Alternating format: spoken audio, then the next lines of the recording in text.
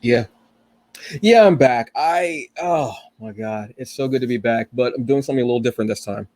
Before we were doing the one-on-one conversations, which are great, but today we're going to start something different. But first, let me get the introduction out of the way. Hold on. Welcome back to the Hungry Bleek podcast. I am Antonio Pomares, and I'm back to interacting with people. I think it's time for me to start talking to people again. Kind of, sort of, maybe. I don't know, sure. But I'm going to have two people on today. All right. So I'm going to call this series, if you know me, you know I'm a wrestling fan. You know the company that I loved was called ECW. Really problematic now if you go back and watch it. But the matches were beautiful, incredible. So I'm going to call this series the three-way dance series because it's going to be me and two other people talking about different topics, such like that. So today we're going to be talking about two things that are beautiful, amazing, and incredible. One I got to be a part of. It was an incredible thing. We're going to be talking about blerd domination and horror. But let me bring on the people first. Let's get them in. So this person had on when I was doing a one-on-one series. You know her, you love her, you want to be like her. And she knows about lotion. She's lotioning up the ankles. I don't have to tell you people how important that is. It's incredibly important. She is a streamer. She is a gamer. She is a content creator. One of the most incredible people I can possibly think of, and someone very near and dear to my heart, and just incredible watching this person level up and grow so often. This is JOYNFINITY. Hi. How you doing, sir? Hello. Apparently, I've caught you at the villa, and you are drinking some manner of substance from the chalice of life that I see. Let me get a sip of that chalice as well. You know, I think we need to just hydrate with the goddess. I felt like singing "Cup of Life" for a second. I did. I felt that too. Right? I almost didn't think you were talking about me. I was like, no. I don't know who you are confusing me with. That's all you. But we have someone else is coming to. Here comes a new challenger. Anyone who's a game. I love hearing that when I would play in arcades. Screenwriter. Just incredible mind, analytical wealth of knowledge. And a lover of ramen. I was introduced to this person at the last in-person New York Comic-Con. Went out to ramen. Incredible person. Just enjoy them as a whole, and the fact that they get down with the ramen. Just dove in the bowl. I've never seen anybody swim in a bowl of ramen before. It's incredible. It's amazing. And she is also the HBIC. Whoa. You hold your damn mouth. Hold on. That's head blerd in charge. Watch yourself before you wreck yourself, okay? This is Kenesha Williams. Hey, guys. I'm glad you mentioned the ramen. I'm glad you mentioned the ramen. Yes. I mean, that's how I knew that we could be friends. Look. When you recommended the restaurant you recommended, yes, I'm like, what's good? And you told me what. I was like, okay. Yes. We can be friends. This is a man that knows his ramen well. Okay. And then we had something else too. What else do we have like on the side? Was it like the little dumplings? Did we have the dumplings that time? I think somebody ordered dumplings, but I ordered the crispy chicken with that sauce. Okay. Yeah. It was a perfect night for it too. It had that nice cool air. It was like we walked about, what was it, maybe like 10 blocks? 50. I want to say maybe about. It was a long walk, but it was a long walk. It was worth it. It was worth it. It was a long walk that built up hunger, and we had great conversation during that walk. That's someone calling me about student loans that I don't have, or a warranty on a vehicle that I do not have as well. Awesome. I love when they check on me. It makes me feel wanted. Awesome. So first off, thank you so very much for being here, both of you. You are both two incredible people that I have loved watching and reading and seeing everything that you're doing. And today we're going to be talking about two things that I think all three of us can really get in depth with, and that's Blerd Domination and horror. Yes. Or Yeah. the Blerd Domination of horror, even too. Yeah. Honestly. Now, you know what? Horror has felt like it's had a resurgence the last maybe 3-4 years, I want to say, between comics, TV series, and gaming and such, especially black horror. Kenesha, like, what are some of the latest things in horror that have been that you've been saying that have really been hitting you?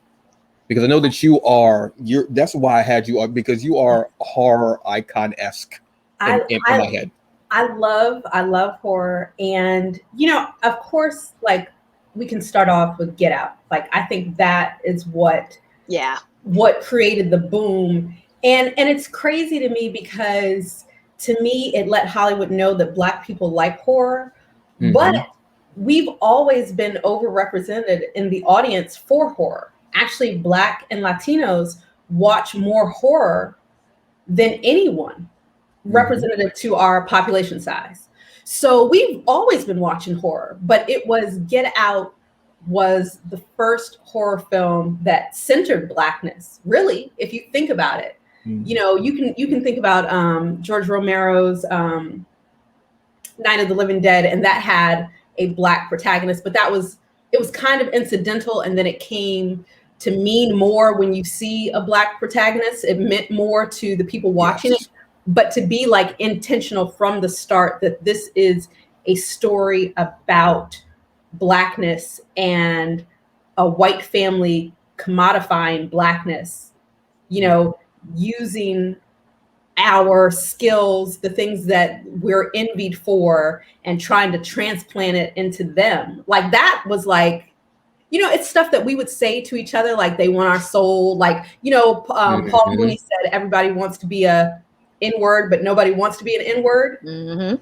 And it was because people want the cool factor of Blackness, but do they really want to be Black? So Jordan Peele showing that, and like, hey, you can still have your whiteness, but also the part of Blackness that they covet. I think that was like groundbreaking, and the fact that the white villains were not racist. The joke of, I would have voted for Obama a third time if I could. Yes. He wasn't showing people playing banjos and with the Confederate flag. These were people that felt like they invited a Black man into their home. Their daughter was dating a Black guy. That was fine. And so, and it's funny because, we're all looking at the screen, even if we didn't know the title of the movie, saying, get out of there. You know what I mean? Like, get out, So like, him taking all that together, I think that really has exploded Black horror in the last couple of years, and people wanting more of that type of horror, wanting social horror. Yes, definitely. I mean, that, because we have been yelling "Get Out" during horror movies for decades. We have been yelling. We've been sitting there going, why are you still there? Because we always make the joke, Black people were in that movie, it would have been 5 minutes and then the credits. But we didn't get, so he took everything that we've ever like said, felt, what have you, and he constructed this incredible story that hit every fiber of your being. Like, it's just, that's how you know that a lot of our trauma is in our DNA. Because some stuff that we was like, I wouldn't have went to that house. I wouldn't know. I know. And everything just from the beginning, you're like, something's just not, no. And the fact that they were allies, because you do have to watch allies at times. I'm not gonna lie, you do, because sometimes you keep your enemies, you keep your enemies close, but you keep your friends close, but you keep your enemies closer. You can't get closer than them being right in the bed, right next to you. And darkly humorous at times as well too. To be able to mix that, so that social commentary and a horror, and yes, Black center horror movie that made us go, wow, we haven't felt that represented since like maybe the 70s with Blaxploitation horror films, which I knew there were a lot, but I didn't realize there were so many until I watched what was it, the Chiller special. It was on Amazon for a minute. Noir. Oh my God. Horror noir. Yes, thank you. Yeah, Yes. thank you. Mm-hmm. That was beautiful. It might still be on Amazon. I'm not sure if it's still part of Amazon Prime though. I don't know. I know you can do it. I have the AMC Plus. Okay, So if yes. you have AMC Plus or if you have Shudder, you Okay. can still watch it. Yeah. Shudder, thank you. Shudder. I was saying Chiller, but Shudder, yes, Shudder is the one I meant. Thank you. Yeah, jeez, I've only watched that movie once because I was like, oh, I go because I've had interracial relationships, and that made me relook at every one of them and go, wonder if I, because that's the ultimate cultural appropriation. It's taking your body. That's the ultimate, just making it just. And even when he was like, "Oh, hey, what's up, man?" and he was like, "I don't really." Lakeith, I know it was a small role for him, but It was so that was everything. When he did the Flash, he was like, he frozen in that body was like, you know, and that's the thing too, like the way it starts off, we're like, somebody's following you, speed up, you know, it's that car following him in the neighborhood, and we're like, get out that neighborhood, you know. Yep. And then he's, you know, taken, and we're like, but in the beginning, you don't know what that has to do with the rest of the movie, because then, you know, it goes to something else. So you don't know how that plays into it until we see him and he's like frozen in that body. And he's like, you know, and that's what was funny too. Cause like you said, it was like that black man to black man, less like head nod, what's up? The fact that he couldn't respond. Yes. It's like, something's up with this man. Something's up with this man. What's going on? What's wrong with you? You okay? Yeah. And we're saying, and we are, I've never gripped my seat tighter at every scene, because I know something's going to happen. You know something's going to happen. And then it happens and you're like, oh my God. Then something worse happens and you're sitting there like, and you're sweating and you're like, oh my God. I've never been so worried for someone in a movie. Oh yeah. Oh yeah. I've never been so, I think maybe, what was it? Fool and The People Under the Stairs. What? Oh God. Yeah. Yes. That one. Yes. I've never been like, and I think it's because I want you to get out there. I want you to live. I want you to live. I want you to prosper. Get out of that house.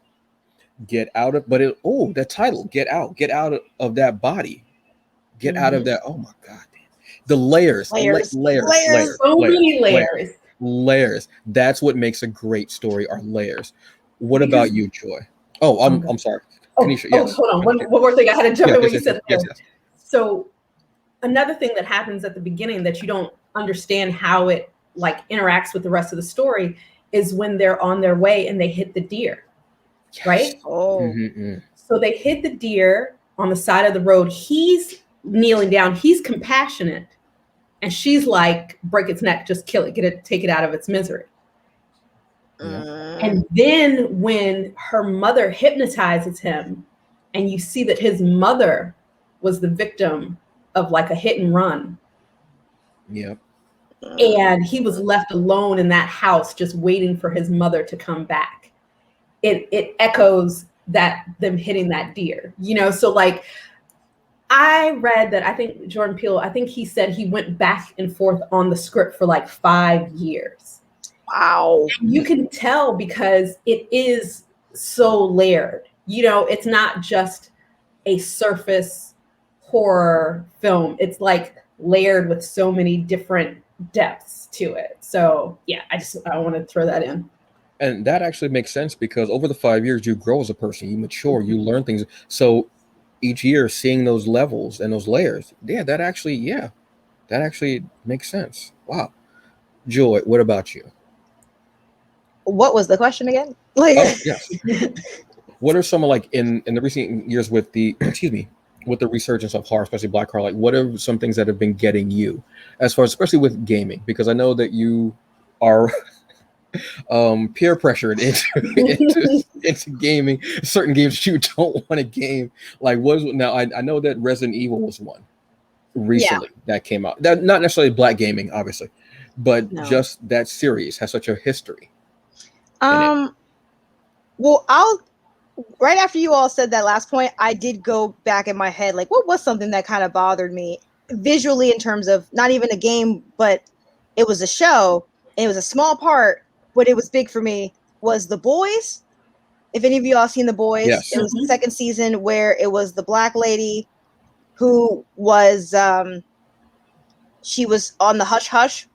They paid her because Liberty or Stormfront was her name. Mhm. Oh yes, yes. Yeah. When she was like, spoilers, y'all, but she was through history, like she murdered that woman, the black woman's brother, and she went to hiding. And anytime anyone mentioned Storefront, she was like, no, no, no, no, no, no, no, I can't. And just they were asking her, the dweeb squad, I call them in my head. They went down to see this black woman. They went down to the South, ma'am, Stormfront, what's going on? Why are you so scared? And that black woman literally was just saying how she saw this white woman rip her brother out the car, murdered him in front of her, and that was like in the 50s, and she got away with it. And I was like, that, I know that this is a whole crazy, like superhero show, but it's the real gritty, nitty gritty stuff. And just that part right there, I was like, yep, I believe it. Full on. If this happens when there's no superheroes. So I, just for that to have been part of the story in general, to be like, okay, she's a racist, yeah, she's a Nazi, da da da, but she also spent time killing black folks, like, on her free so that part definitely had me like, yeah, I feel that as a woman. I couldn't even imagine the type of fear she's been living scarred with for years, that she couldn't even talk about it, because who would even believe her? Right. Who would believe that this kind, wonderful white woman for the American people, she was rebranded over and over again that she's the American people's choice, yet this woman was out here being the most demon ever to hit the shores. But going back to gaming, in terms of the one that really hit me the most was The Walking Dead, the first one, because I've only played the first one. So just to go through the issue with Lee, and I haven't seen I didn't read the comics, and I didn't watch the show. So my good friend, co-friend, he bought it for me for my birthday once, and I was like, all right, I'm not gonna play this, right? And he's like, no, you should play it. And just to see a black man in Georgia figure out zombies, and then there's a whole black child he has to randomly adopt, and then the relationship between them two, which was not incestual or had nothing to do with any pedophilia. It was just, we need to survive. Even without the zombies, I felt like that would have been something that tugged my heartstrings regardless. But that story between those two, between Lee and Clementine, made me want to buy the whole thing. I haven't yet, but I will. But that gripped me, where I was like, oh my God, I want to see how little Clem, being, I don't know where she's from. Her parents are most likely gone. They've never came back. I don't know. We don't know. But for Lee to literally be like, I'm going to protect this child like she's my daughter. I'm going to go with her to the end, and, just go through the zombies, go through the craziness, the white people, all the foolishness. That had me like, I can never forget how that video game made me feel. It does. I've watched streaming of the Walking Dead games. I've watched the series up until maybe season 8. I don't know what season it was. I'm gonna be honest with you. That show's been going on for since 1947. That show's old as hell at this point. I'm gonna be real with you. But I didn't read the comics. But watching people go through making the decisions with the Telltale games was more like anxiety inducing. Yes. And feeling like that hard, because I'm like, every decision you make actually makes a difference in the game. It was just, oh my God. And then having on top of that the zombies, but it being more about the surviving and people just trying to live and exist, and being more afraid of what the person next door is going to do. Yes. Than what this group of walkers is going to do. That can be so scary. There was a game years ago called The Suffering. Oh. Sounds fun. It's oh my god. It was. I remember buying it from. I think at the time it was an electronics boutique. So that's how long ago this was. Oh, And EB it was on the Games. Xbox. Yep. Wow. And it was on Xbox. It was you played as a character. I'm trying to remember the character's name even too. You played as a death row Torque. Jesus, that name. What the hell? Torque? Yeah, I think that was like a name that he got on the street. I know his mom named him Torque. I know it was. Him Torque.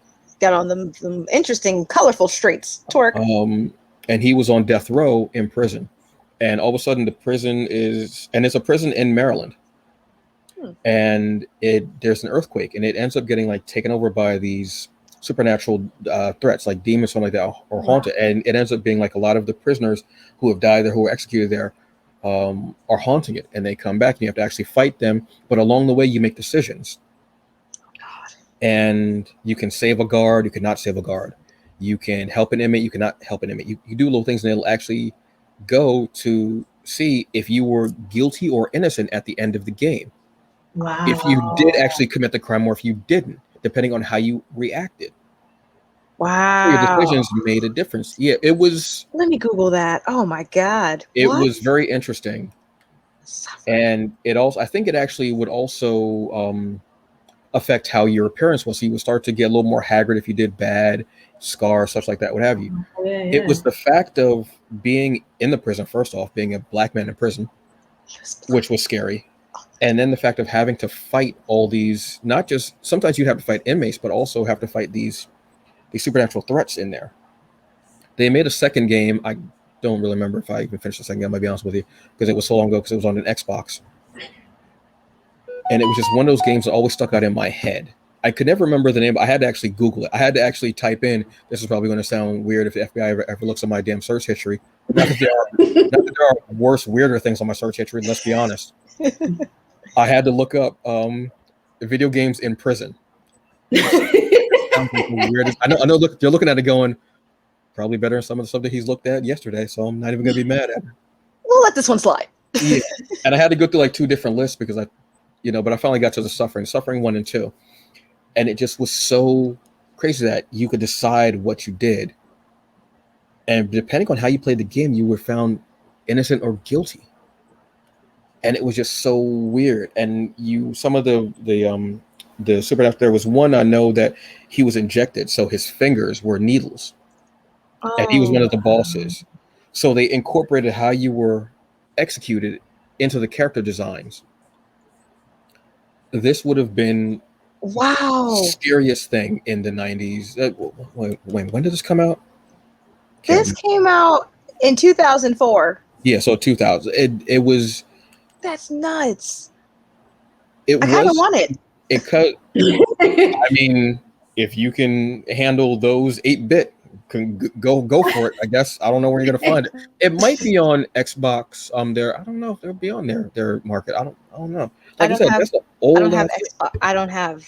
I have an Xbox 360, but I have PlayStation and PC, and you're lucky I got a Switch, but it's a paperweight at this point. Yeah, PlayStation all day though. PlayStation all day. But I mean, it was just so great to see that. But then seeing the evolution of horror from there. Last year, we had one of the biggest series out on HBO called Lovecraft Country. This series came at a great but horrible time where we were having shootings and marches and riots and murders of Black people by police. And then we got this series that came out. And again, much like Kenesha brought up, Get Out, this changed the game in a huge way. Yeah, I really need to go back and watch it. And unfortunately, we're not getting a second season. We're recording this now in July, so hell, by September they may have decided, we are going to do a second season. Doubt it. I'll be honest with you. Kenesha, your thoughts on Lovecraft Country? Oh my goodness. Okay, that tells it all. Oh my goodness. There were so many things that I thought was amazing about the series. I mean, the fact that, first, it was educational, which, I don't think a lot of people were expecting that. A lot of people didn't know that there was a such thing as a sundown town.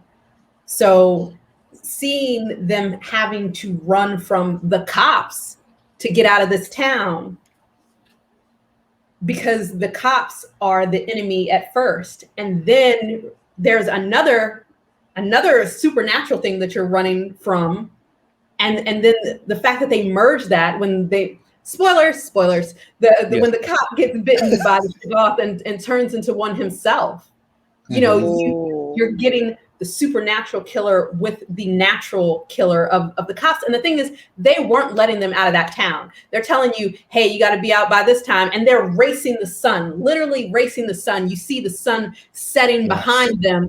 And when they get to the point where they're almost out, the cops are still waiting for them. Yes. It was a game to them. We're telling you to get out, but even if you make it, we're not. And that's why they went to that town, because there were all these cases of people that had disappeared or were presumed murdered in this town with this sheriff, So and that's one episode, and just the melding of real life horrors at that time, sundown towns they're having to be the Green Book, a book that's telling you the safe places to go in the United States, that you as a citizen of the United States, but as a Black person, there are safe places for you to go, that was a job, that there were journalists that were going out risking their lives to make a map of places that were safe for Black people to go. That is something that, I don't know if people even knew that existed, we forget our history a lot, because I think that our grandparents or our great-grandparents want us to look on the bright side, and they think things are so much better now that they don't tell us what came before, and you can't appreciate what's better if you don't know what came before, and they're not teaching it in schools. So we learned about sundown towns. We learned about the Green Book. We had, I forgot which episode it was, but we had some fan service to Indiana Jones and the Temple of Doom, yes. Which was amazing. We had, the interaction between other POCs, because I know a lot of people were very upset, spoiler, when his father kills the Native American woman that could have told them the secrets that they didn't know about. Mm-hmm. And a lot of people were upset about that, but it's literally someone stealing her voice, yes. And that's something that's happened to Native Americans in our country. People don't even think about them as a race sometimes. I think more press with, fighting for their land and the water rights and everything lately, but on the reservations and in areas where they're more prevalent, the highest incident of rapes and kidnappings of their women. Yes. The fact that if you're on their land, because it's federal land, the tribal elders can't necessarily prosecute people, and the local authorities can't prosecute people. It has to go to the federal level. Mm-hmm. So criminals get away with it because the federal level, what are they? They're trying to do big crimes. Right. So if some Native woman happens to get raped and murdered, where's that on the list of things that they're going to look into? So, a lot of people were upset about that. But to me, I think it took on a deeper meaning of the fact that they're looked at as negligible in the United States, Yeah. So, so much, so much. Even one of the things, I don't know, let me ask you, maybe this was my own thing that I was thinking, right? Mm-hmm. So Letty and her sister, the issues that they had. Yes. Between one another. And the mother dies. Letty doesn't come to the funeral. The sister's upset. You were favored, yet you don't do what you're supposed to do. And I was wondering, casting wise, did they cast a mixed race woman and a full Black woman to show that Letty's father, who wasn't there, we never heard about the father, was he some white man that had taken advantage of her mother? Because in that time, they couldn't have been married. They couldn't have had a real relationship.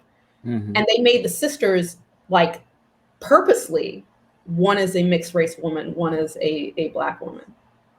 And then her sister wanting to embody whiteness so much that she literally becomes white to get a position. You know, I wondered, were they talking underneath about colorism, about, you know, about race and the totem pole that there is? Because her sister was always saying, you wouldn't understand, Letty. Like, life's always been easy for you, Letty. You know, and that's something that is prevalent in our community that sometimes, I think more now within the like past decade, we've talked about colorism more and called it out as an issue within our community. But I think a lot of times it was swept under the rug. And then a long time ago, if someone was visibly biracial, the way that came about was usually not from love. You know, I mean, interracial marriages were outlawed, you know.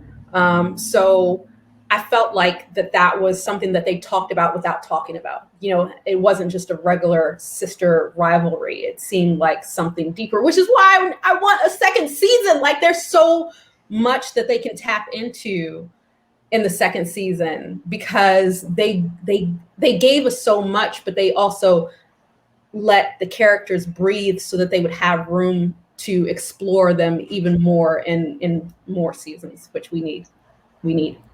I would agree. I haven't even seen it yet, but I would agree on that highly as a Black woman as well. Oh my goodness, I agree.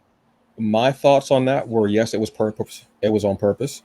Also, the fact of, look at their sizing. I believe that was on purpose as well. So to have a darker skinned, more full figured woman in Womni, who I absolutely adore. I love. If she's in something, I'm watching it. Honestly, love it. And Journey being light skinned, more petite, more quote. For those who are listening to the podcast and not watching the video, the YouTube video, air quotes, the more attractive one because of her petite sizing and such like that, and her fairer skin. I think that was on purpose. I think that was definitely on purpose. I think it was because that was the first thing I thought when I saw them, and I was like, well, first I thought, my God, who is that woman up on stage killing it? Killing it, yes.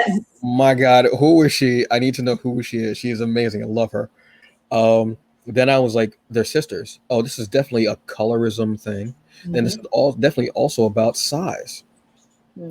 And for her to be the, again, for those who are listening to the audio, quote unquote, the unattractive sister, because at that point you couldn't be really a big, tall, full figured woman and dark skinned. Where Letty was, again, demure, light skinned, the petite one. I think that definitely was on purpose. I think it was incredible to do that. I think, again, as we were talking about earlier, that was a layer of storytelling that we didn't need to even discuss, because we're going to show it to you right there. There's so much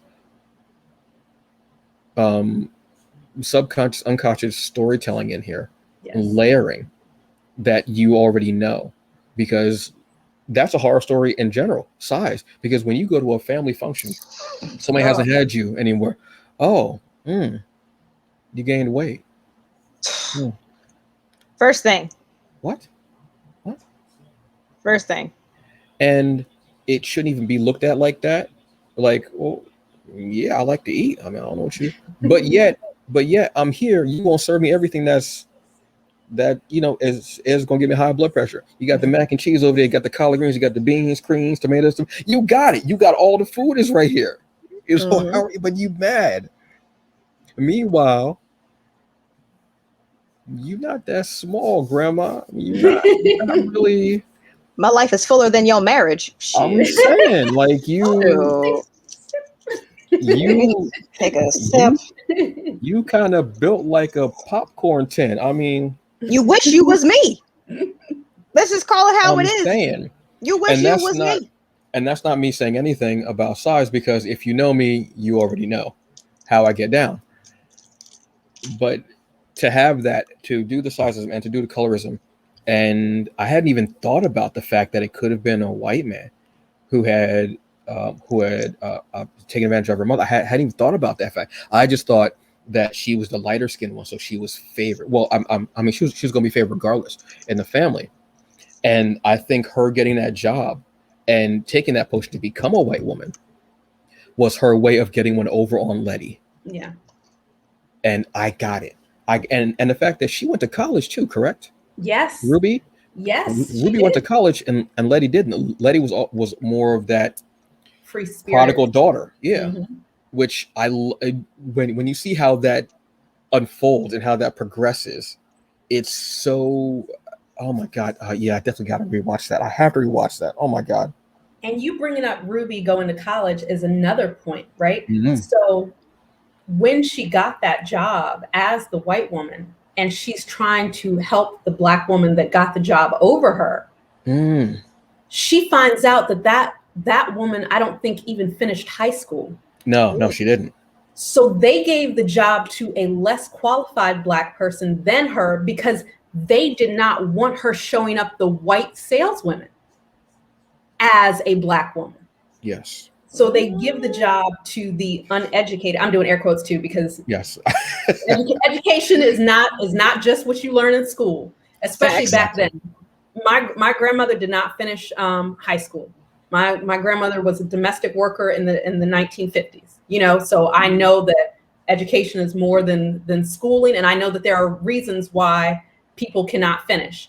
But the fact that they wanted to give it to the less educated woman was because they could not stand a black woman being smarter, more accomplished than the white women that worked there.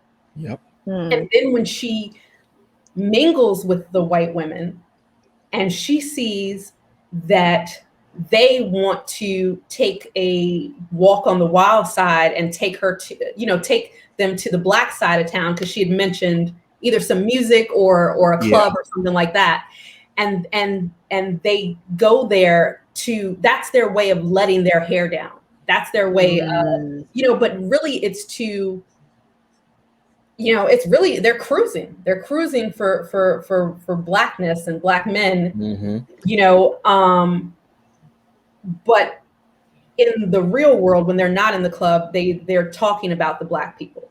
The black female worker was never allowed down. You never saw her chatting with them in the basement where the women were chatting and trying on the furs and all that stuff. You never saw them interacting with her, because even when you get that job, you still don't get to play on the same field that they're playing on. Exactly. Wow. There's a lot. I definitely got to rewatch that show. Oh my God. I gotta watch that. I really gotta watch it. It's so good. It's Now, as far as like when we're talking about now the other side of the coin, as far as Lovecraft Country, there was a series that came out a few months ago on Amazon called Them. It's going to be an anthology series. This was the first season. So anthology, it'll be a different story each season. I'm hoping that they actually do it with people of color. Yeah. I'm hoping, because we have some of the our everyday routine could be seen as a horror story if you and we've seen too many tragedies go that way. This was the other side of the coin. As far as it went further, I did not finish it. I've been honest with this on Fandom Initiative when I've talked to Michael about this. I will not be finishing it. To know us, I can say spoiler because I know what happens in the episode, but I didn't watch it, and it doesn't matter to me to spoil it as far as myself. Trigger warning as well. There is a sexual assault in episode, was it 4 or 5? I think it's 5. 5. There's a sexual assault which is what shook everyone that ended up watching it. And it was very divisive among Black people. I don't like stories with any type of sexual assault. The scenes actually make me physically ill. Yeah. I know that we will still have them in stories because some stories, it's a part of life. So it does happen, unfortunately. But this was within the episodes that I can actually talk about. I hated the husband. And because if my wife, a Black woman, the mother of my children, says, baby, we need to go, we're out. Oh, baby, I trust you. Let me get my socks. We're out. There was so much. I got mad. A friend of mine watched the whole series, and I was like, oh, you know what? I'm getting ready to watch it. She was like, you're not going to like it. And I was like, what do you mean? She said, you're not going to do well with it. Now, me, in my head, I'm saying like, what? I'm a grown-ass man. What? What? I'm a grown-ass man, okay? I pay my taxes, okay? I'm a grown-ass man, though. I'm a grown-ass man, woman, all right? Don't tell me something. Yeah, so my ass tapped out at episode 4. Yep. She wasn't lying. When a Black woman tells you something, you listen. Okay, Facts. that's the point of that right there. There was so much frustration of watching it and watching how they were portraying the mother at a certain point where it was almost like they were trying to make her look like she was insane. Yeah. Which I had issues with because I see that. So, and the fact she was a darker skinned woman and she was insane. And then the neighbors. I wanted to sock each and every one of them neighbors in the mouth. Yes. Not the mouth with the mouth. Lord. I wanted to throw that antenna on them boys down there. There was a lot of my hands was balling up sometimes watching this. Kenesha, did you finish the series? Finish the whole series. Okay. So this is for you. Your thoughts on it and how it did feel like because everybody was like, oh wow, this is gonna be Lovecraft Country. And it was not Lovecraft Country. It was not. It was not Lovecraft Country because there was a supernatural element, but it was very secondary because the scariest thing were the neighbors. These people who don't want you in their neighborhood. So like Lovecraft Country, I think it was very educational though, because people think of California and the West Coast as everything's laid back and chill and all that stuff. And there's not racism there. I mean, we all know. I mean, there was the Watts riot, Rodney King. We know that there's racism there, right? Mm-hmm. Right. But that was like a land of opportunity for men who had just gotten out of the military from the war. And that was one of the things that was educational. The reason why they were able to buy in that neighborhood was because of having the VA, the veterans benefits of being able to relocate and go to a new city because they had set off portions. And that was the other thing. It was the beginning of what we know as redlining, to where they're putting you in this white neighborhood to turn it Black, to inflate our mortgages, to make our interest rates higher and things like that. So you're signing on this dotted line for the American dream, but you're paying double what your white neighbor is because of your interest rates, because of your mortgage. And that happens to this day. To this day. I read something that they said that when you do a mortgage application, if the university that you went on there as an HBCU, your price goes up. Or your interest rate goes up to this day, right? So like seeing the history of how these places got integrated, where it wasn't a true integration, it was a way to make money off of Black people that suddenly had an influx of cash and were leaving the South because they left the South for LA. And I'm with you. I wanted to strangle the husband. I really did. And the fact that he had relatives in LA, but he didn't want to live in the Black neighborhood. Yes. Okay. Yes. They were so happy to see her. Yes. Like, you're home here. You're safe here. And everybody kind of knowing what had happened to the family, the other family that moved into the white neighborhood.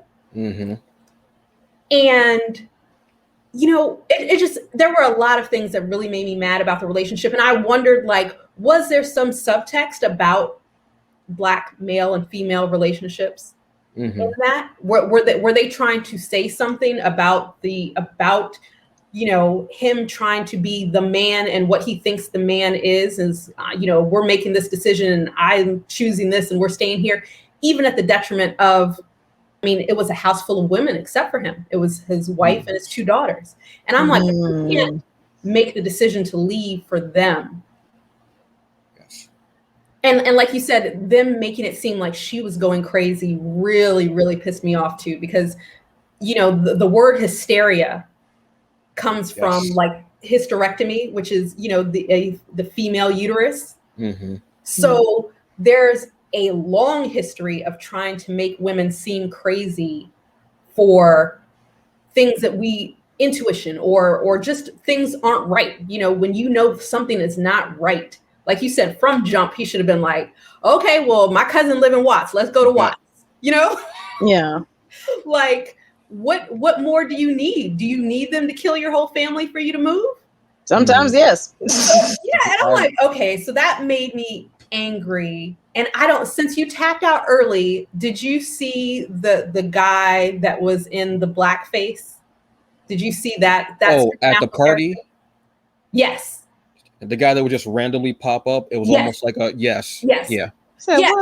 So there was like this guy in blackface, and he started singing this song to him because this was the thing. He was ineffectual, not doing anything. He felt guilty for what happened, why they had to leave, what happened to their child before. I'm not trying to give too many spoilers.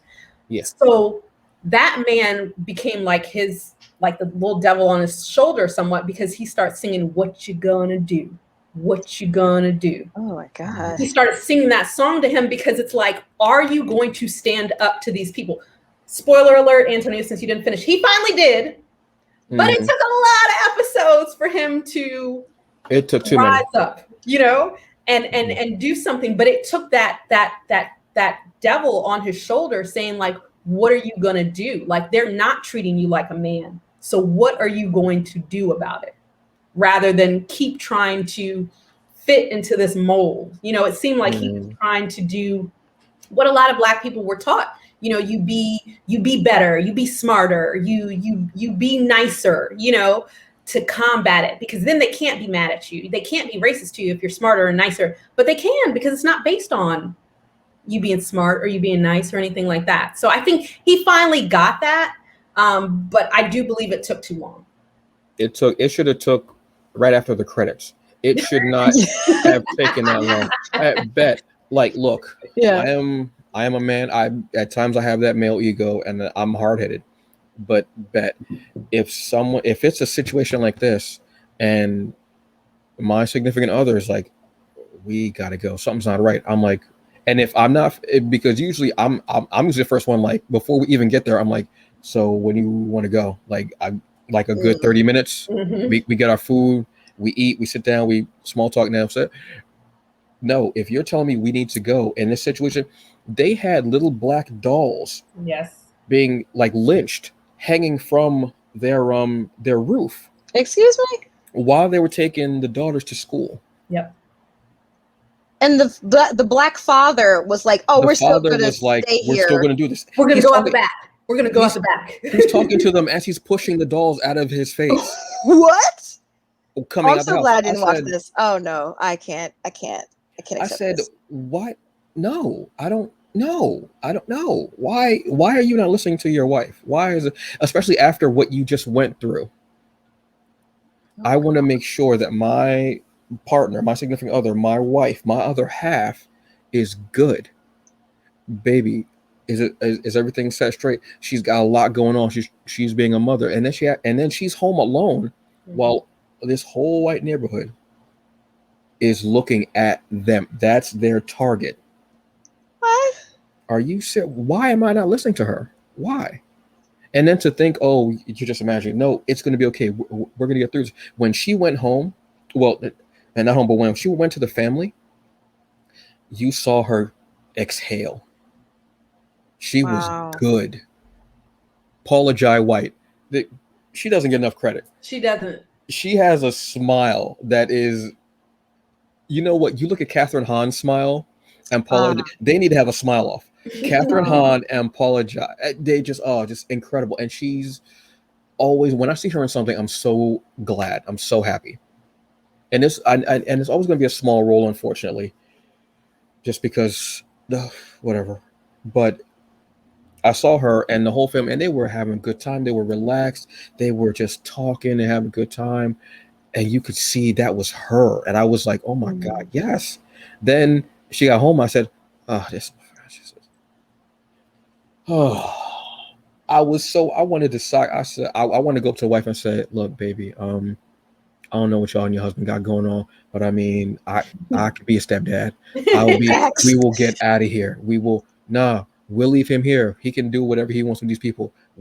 Let's go to watch. Dad, y'all had a good time. I could smell the seasoning when I was watching the season. like that whole scene, I could smell the seasoning. It was cool. It was so frustrating then to find out that it just felt like every episode was just more trauma on top of trauma, and I couldn't handle it. It just was. And then to know about the sexual assault, the rapes, and I was like, I'm tapped out. But it's still a horror story, and we still need stories like this. As traumatic and as hard to watch, just because I didn't finish it doesn't mean that someone else might not watch it and go, I enjoyed this story, and also learn, oh, I didn't know about this, I didn't know about that, I didn't know about this. So if you watched it and you finished it and you enjoyed it, it's still a manner of horror. It's just a more realistic manner of horror than we got from Lovecraft Country. Although Lovecraft Country did teach you a lot as well. Oh yeah. It's always funny how Black movies and such always teach America things, isn't it? Mm-hmm. That's what we're here to do at this point. Even though the things have been there for so long, but they won't put it in any of the textbooks. So, Joy, you had on your incredible list of things Bitter Root. Yes. Shout out to, I have a huge crush on him, by the way. I've never met him in real life, David. I'm only last That's name. David F. Walker for anyone. Yes. I was just David like, I know, I see, and I Yes. follow him on Instagram. I follow him on Twitter. But when I think about it, I'm like, David F. Walker. I started, like, when Bitter Root came out, I was all in it. Definitely in it. I was like, oh my God, like, why isn't this a movie? Why isn't this a show? Like, we should be. It's coming. And then I found out it was, and I was like, yes! Like, I was so excited. So I'm definitely, shout out to Anyone Comics who have supplied me with the wonderful Bitter Root for sure. Like, they've biked to the house to give this to me. So no, literally, that's literally he will get on a bike and he delivers in Brooklyn. Yeah, Demetrius, shout out to Demetrius and his girlfriend. Yes. Yeah. I was so shocked. I was like, bro, anything you need, you want me to pay for you anything? Like, you need Dunkin' Donuts, we got plenty of bakeries around here. I got you. And yeah, like that was one of the best comics I've ever read for sure, was Bitter Root. And I'm so happy that, and they keep getting nominated, which I'm like, win the award, y'all, like give it to them. Like they're doing things in comics that I was like, I've never would have thought possible, especially with the plot line of that story. Yeah, it's David F. Walker, Sanford Green, and Chucky Brown bringing out this incredible story of the Sangri family, who are the supernatural fighters, protectors of Harlem during the Harlem Renaissance. And the story they're on issue 15 maybe now, I want to say 15 possibly. Yes, 15. Yep. Yeah. I haven't read the last one. But this is another one where there was an issue it's a free issue on Comixology. If you have not read this series and you want to see what it's about, there's a free issue on Comixology that's actually part of the series. It's called The Red Summer.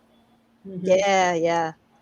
Which tells it again about, they tie a lot of our history, Black history, into this. There are moments when they talk about Tulsa, which, thank you, Watchman, for educating again, America, apparently. Within the first 2 minutes, they educated on what Black Wall Street was, the massacre in Tulsa. And they talk a lot about family and the roots and what they do. This is a comic that is incredible. It's going to become a movie, and it's going to be directed by Regina King. Of course, which I was like, thank you.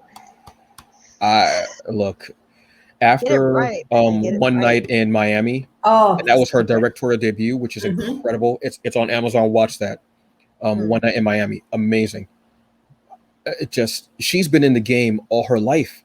So who would you have direct? She's been studying. She's been behind the scenes. She's been since 227. That was where she started. Damn, that was a while ago. Yes, it was. So in the best respectable way. I'm not saying old. Thank you. Like, dang, that was a while ago. Thanks for reminding me. Thank you. But she's been in the game all these years, and there have been times when she's been secondary character, back, just not always front and center. But the last few years, she's been front and center. And then we got Watchmen. Again, another series that changed the game. I might have to do an episode on just Watchmen. I'm gonna be honest with you, because chills. And also one on a Lovecraft Country, truthfully, because there was a lot that we could have said about Lovecraft Country. But this is a comic that has been nominated for a lot of things, but more importantly, it has been an incredible fanfare.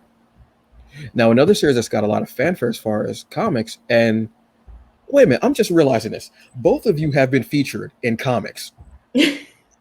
I mean, no. I mean, what? No. You're going to get the whole botanical garden of your flowers, ladies. No. We're not glossing over this. No. This is the whole botanical garden. I'm talking Brooklyn. We are talking, no. You've both been featured in comics. JOYNFINITY, you were featured in Crowded. Yes. As doing cosplay. You did, and it was during New York Comic Con, right? Yes. Awesome. I loved it. And I loved it. You got me into reading that series. Thank you. Awesome. And then we have Kenesha, who was featured in an episode. I think of it as an episode because I wanted it to be a series so damn bad. An issue of Philadelphia. Bitterroot. I thought you were in Philadelphia. No, I'm in Bitterroot. Oh yeah. Wait a minute. Hold on. Number 14, man. You know why? Because we always talk about Philadelphia. That's why. My fault. Yes. Oh my God. Yes. Oops, It was issue. What issue? Because it was a recent issue. It was issue 14. 14. Thank you. Yep. And I mean, if there's anybody who I would have in like a series about supernatural and horror to spotlight, it would definitely be you. I look at you as this. I see you sitting on a black, like onyx ebony throne, with being like having or being crowded by succubi and Medusa, and just all these incredible black horror figures. Like the fact that you weren't in that Shudder special is ridiculous. Oh no, but so many people I love were I have a shout out on my IMDb page for another, and I can't, please forgive my brain, my memory is like a sieve, but I was like thanked in another thing about horror before. Aww. Yeah, it totally makes sense. Because the thing is, like, what's crazy is, like I said, we like horror. Black people love horror, but we haven't been represented in it in a long time, in front of the scenes, behind the scenes, writing, whatever. And we are having a renaissance. But if you notice, there aren't a lot of Black women that are being represented in horror. Not yet, right? It's funny because most of the time when I'm on social media, it's funny. Most of the time I hear about horror from women, right? From Black women. Exactly, right? Exactly. So it's like, thank God for Misha, and she's amazing. And by the time you read this, the other day, she dropped all 10 scripts. Yes. I saved it so you can read them, right? The whole oh my God. So thank God for her. I don't know what she's going to do next, but I think she's really opened the door for Black women being seen as not just horror consumers, but the fact that, we can write scary stuff too. We're not little delicate flowers. One of the things that I always talk about is I like the villains a lot of times, not in like Lovecraft Country or anything, because those are racist white people. Right. But like I want us to be able to get like justice, and if that means that I have to turn into a vampire and start killing people, so be it, or if that means, I know we had talked about offline a little bit about Candyman, you know what I mean? Like, no. Okay. But I'm just saying horror, Black horror people, Yes. If we talk about Blade, and things like that, like, yes. I want to see more of us, like you said, not cowering in the corner, but slicing and dicing and like really mixing it up. There's this anthology series called Slasher. And so it's on Netflix, I think. So yes. So each season is a different slasher, season. Mm-hmm. But the last one, spoiler, the slashers were actually Black people. But they're living in this housing project. Oh. So you talk about people being marginalized, people being shut out, people having mental illnesses and not being given health care and things like that. So it talks about some of that for the reasoning, but with a slasher, if you like slasher films, which I love. Right. And I'm like, finally, when have we, there was another movie that came out maybe 2 years ago with a Black slasher that I haven't seen it yet though. But I'm like, hold on, I'll go back to that. So, but I'm like, when have we been able to be these slasher villains? Because think about like the icons when you think about Freddy, Jason, Michael Myers, right?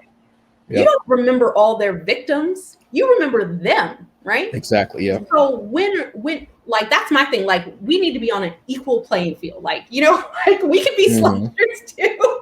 You know what I mean? But there was one that was like 2 years ago. I haven't watched it yet, but like, I think like an amusement park plays into it, and like trick or treating and like them ostracizing a young Black kid, and he grows up. Oh my God. Yes. I saw that on Netflix. Yes. I watched it. Okay. See, I haven't watched that yet, but I was like, yes, more of this, because when you talk about an even playing field, that means that there are good Black people, there are bad Black people, there are vampires, there are slashers, there are, there's this meme going around, and it's like, I want to see more Black women, fairies and vampires and this and that and this. We want those things. We want to see ourselves in the media that we've consumed all our lives, and I think that this horror renaissance is amazing. And I think it's going to open up things for Black women to tell their stories, because our stories are unique. Our stories are unique because a lot of times we're not just dealing with racism, we're dealing with racism and sexism at the same time.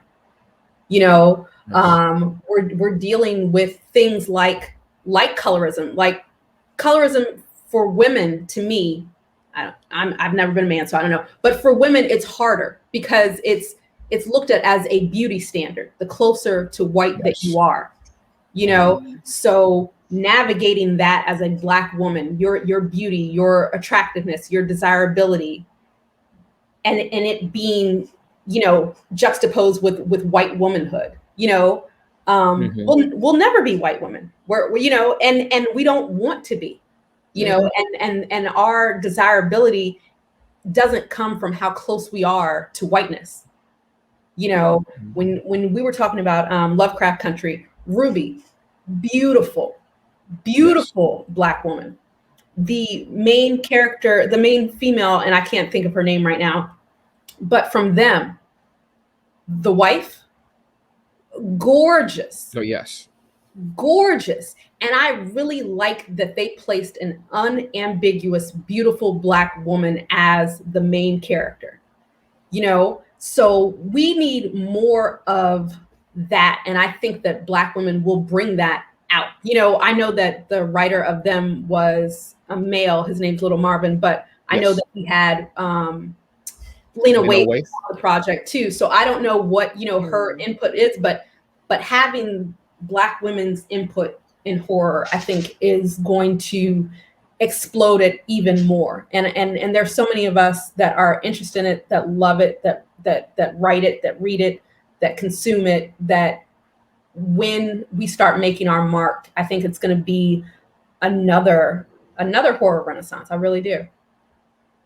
Do you feel like, a part of me feels like they don't want us to be those things because they don't want to feel like we're going to take revenge or something? Like if we see, I feel like, I would love to see those things, but I'm also like, we can't have too many Black people being the heroes and doing all this stuff, because I feel like it would empower them to feel like they could actually overthrow us, because they have that guilt about Black people because they've done so much sinful things to us as an entire people, that they're like, well, we can't show them that the Black people win, because then they would want to try to take this revenge that we're like literally not even really thinking about, but we're kind of thinking about, but not really thinking about.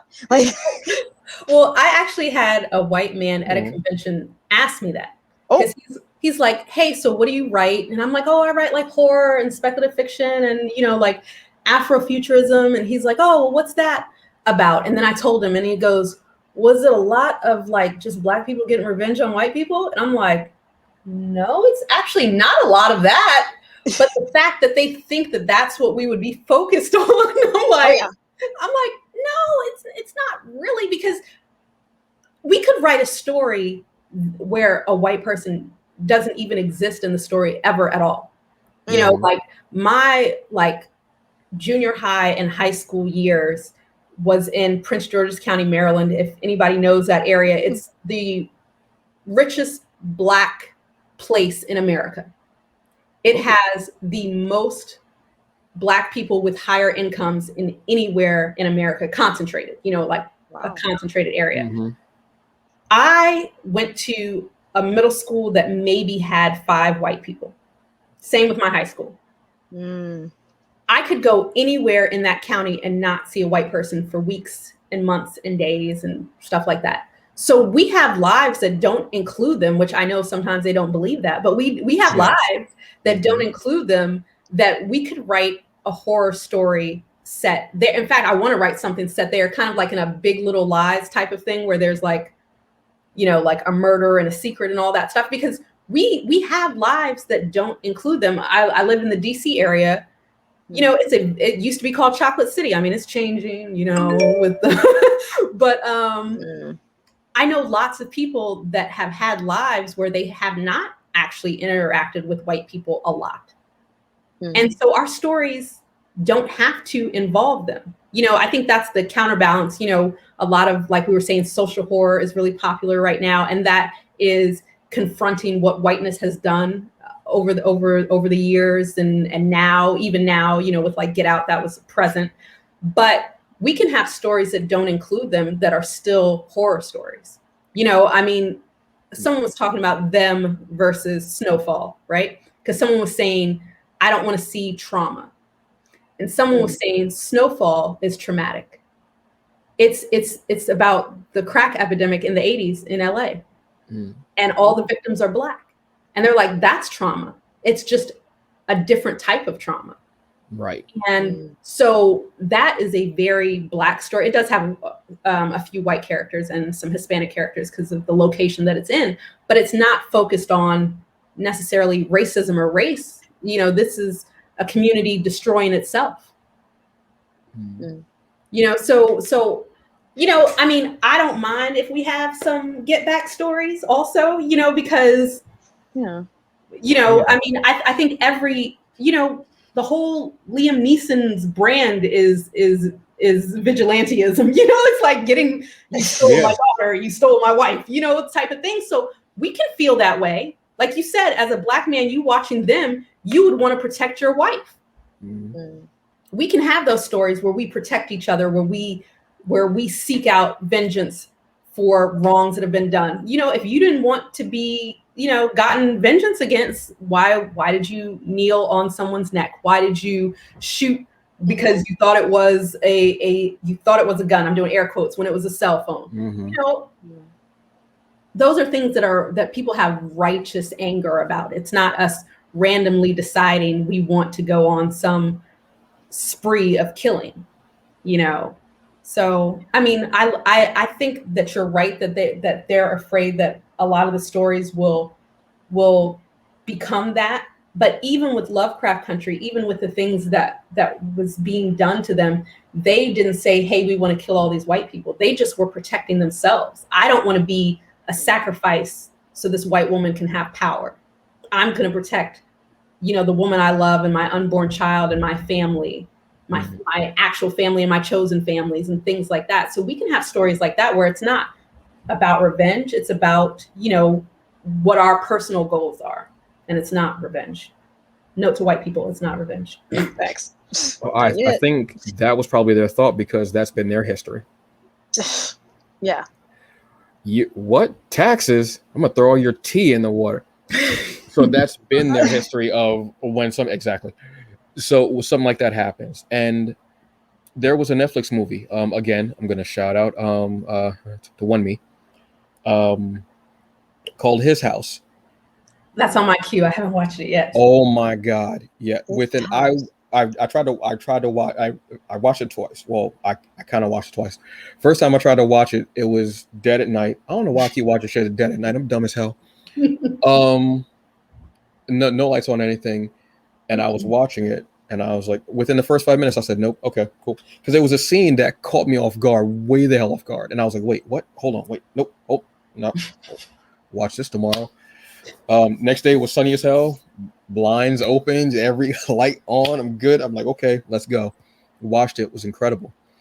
The thing that I loved about it was the fact that, like you were saying, and this is something that I have been worried about, the fact that it was a horror story that focused on Black people.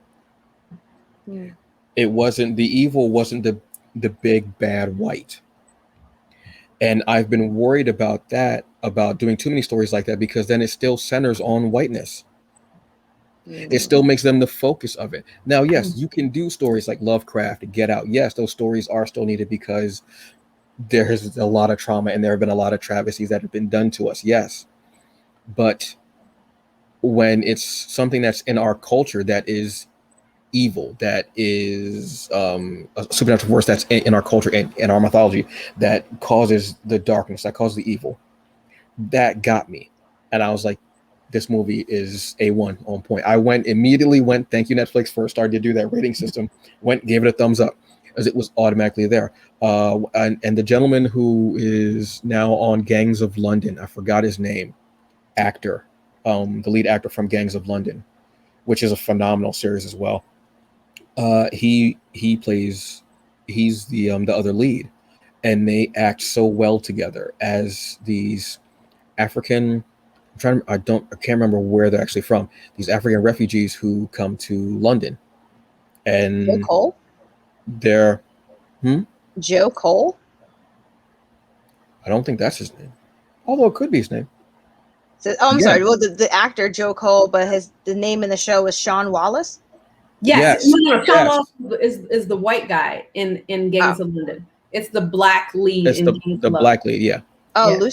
Lucian. Hold on. I'm looking at their names right now. So Lucian, Samadi, Papa, Esidu. Yeah, that's probably it. That might, yeah. Sope. But they end up getting this house, kind of like housing. They end up getting this house, and it goes from there, and it focuses on them, and that's what I loved. I want more stories like that. I know that we still need more stories that, yes, there are going to be stories where white are the big bad or something like that, but stories that are us, like you were saying, our own stories. Sometimes there is good and there is bad in our history, in our culture, and in our mythology. And that's what made that movie hit for me. It's maybe 2 hours long. It's a good horror movie, but also hits you in a way. Like at the end, I was like, I had to exhale, because it was a lot that you get hit with. And I love that. So I know that we do need a variety of stories, which I love. But that, getting back before I actually completely just wrecked that whole thing. Where you were featured in Bitterroot and not Philadelphia. Even though Philadelphia is an incredible comic. This is from Rodney Barnes. And Barnes, and I'm trying to remember the artist's name, because the artist is actually where I got the t-shirt from, because he had the link on his site. Oh, cool. Sean Alexander? Yes, thank you. Incredible story, urban horror, quote unquote urban horror, which is how I keep trying to tell people about it, because it makes them feel better. I didn't know it was going to have vampires in it until I read it. And if you know me, if you put vampires in something, you're more likely to get me into it. But now you're having black vampires, and one of them is modeled after Phil Morris. Actor Phil Morris, I want to say, is who is now. Jackie Childs from Seinfeld. Yes. I was like, and it didn't dawn on me, because I'm like, he looks a lot like him. I'm like, damn, like, is this illegal? Is it a lot like him? Like, I was afraid, like, yo, I hope he doesn't get mad about like this. I'm like, then I saw pictures of him like actually with it. I was like, oh my god, that's so awesome. This is the story of the Sangsters, father and son detectives, and it's basically the story of James, right? James Sr. James Sr. telling the story of his son coming home, and he had died. The father had died, and then you find out that he's not so dead, kind of undead. All while this takes place in Philly. Wow. They're on issue, because I finished the last issue after you said I haven't read the last two issues. I was like, wait, I still got one more issue to read. I had to read it. I had to read it because it's so good. It's one of the best things out there. Different from Bitterroot, because a little more, I guess, because it's more modern times, and it feels, the art is different. The art is almost like portrait. Each feeling is almost like a portrait. It's really like is. Stays with you, and it haunts you. And now they're starting the Elysian Gardens. Yes. Elysian. That. Okay, so I need your thoughts on that. Elysian is like this backstory, like literally backstory. It's like a couple of pages at the end of every issue, starting in the second arc, I want to say, correct? And it tells a story of Africans that were cursed by an African witch and became werewolves. And they're coming to America, quote unquote, story. And it ends, the last issue, it was like in the 70s. I'm not going to say what happened in it, but I was like, okay, now you're going to do what I wanted. And I got so giddy. It was like 9 o'clock at night, and I'm sitting there like I'm bouncing up and down, like, oh my god, yes. Good, because it's what I want. Kenesha, your thoughts. Now, you have not read this, correct, Joy? No. I will, though. Wow. Put this. I think the first arc might be a part of Comicsology Unlimited if you want to just check it out. Yeah. But yeah, the art is amazing. Story is incredible. The little nuances. He threw in Kolchak in one episode, in one issue. The old Kolchak. And he also, if anybody doesn't know Kolchak, the Night Stalker, old 70s, early 80s series about a reporter whose family was killed by vampires. And he actually tries to hunt. It started out, I want to say, it's 2 movies and became a series. Then there was a movie after that. It was Gavin. I'm trying to remember his name. He passed on years ago. He passed on during the Amazing Stories movie, I want to say. Gavin MacLeod, possibly the name. I feel like that's the name too. I feel like it. And they also put in Molnar and Scully from X-Files in one issue. So incredibly stuff. Your thoughts on Philadelphia, but also this Elysian Gardens story that we're getting in there, which is awesome. So I love Philadelphia. I'm a big, super, super duper fangirl about it. I like the way, like, spoilers, guys. I like the fact that, we have a former president and his wife that got the ball rolling with these vampires. It being in Philadelphia, which was, am I getting my history right? wasn't it the capital of the United States at one point in time, and then they moved it to DC? I want to say yes. Okay. I I believe want to say that. yes. Yeah. So I'm like, it has Liberty Bell, so it has history in it. What I like about it is, so we have John Adams, and he talks about the fact that he was, any biblical scholars here, where the lukewarm person, to where I did not have slaves, but I did not condemn slavery. I was not an evil person to my wife, but I did not fight for women's rights. So I was always lukewarm. And you have his wife, who is this firecracker, who's really the brains behind the operation. And she kind of secretly hates her husband, right? Like we're getting yeah. Okay. Yeah. And they threw in a story with his wife having an affair with Sally Hemings. Oh. Mm-hmm. So, and that being like her true love, but not being able to be with her. So we get like a historical perspective of where these vampires came from and how they were birthed. And we have, one of my favorite images is the black little girl that is a vampire. That's the t-shirt I almost wore. I almost wore that t-shirt.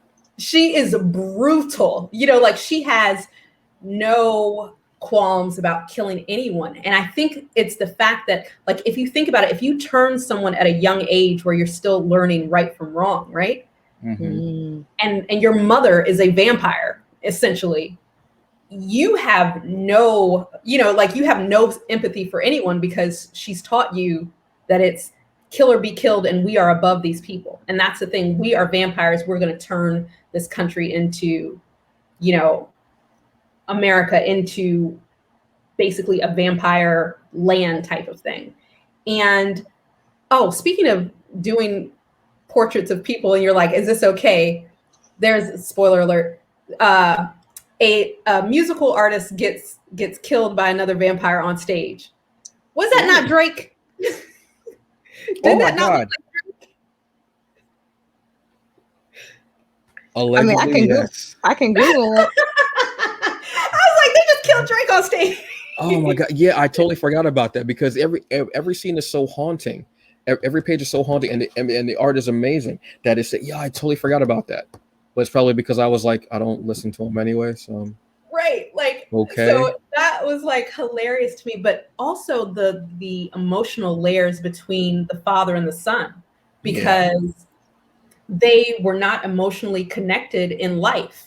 They're getting the second chance with him being a vampire because his father was always working. His father was dedicated to the police department. And we see that that's the way he was in his marriage too. That's why the son resents him. He feels like he wasn't a good father. He wasn't a good husband.